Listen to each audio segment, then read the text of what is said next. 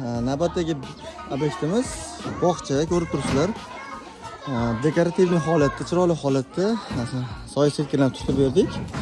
Juda ham ideal holatda tutib berdik. Masofasi ham anchagina uzun, 20 metr chiqib qoladi.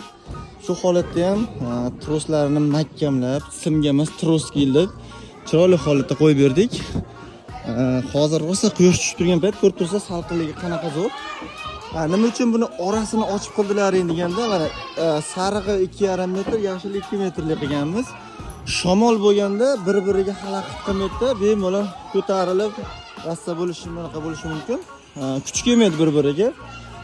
Bu birinchi keyin etidan keyin salqin tushgandan keyin bu joyda yig'ishtirishga ham juda ham qulay bo'lishi uchun biz shunaqa variant tavsiya qilganmiz. Klientimizga juda ham yoqdi. Temirlarni ham biz o'zimiz qilib berdik, ko'rib turibsizlar. Temirlarni ham baquvvat qilib, tepa tomlarga ham temirlar qilib juda ham chiroyli holatda qilib berdik. Simlar bilan baquvvat qilib tortib qo'yganmiz. Inshaalloh shunaqa ishlar zarur bo'lsa, bemalol aloqa chiqib ko'rasizlar. Pastdagi nomerlarga aloqa chiqinglar.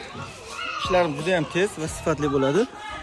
95% setka, xudo xolasa. 95% setka.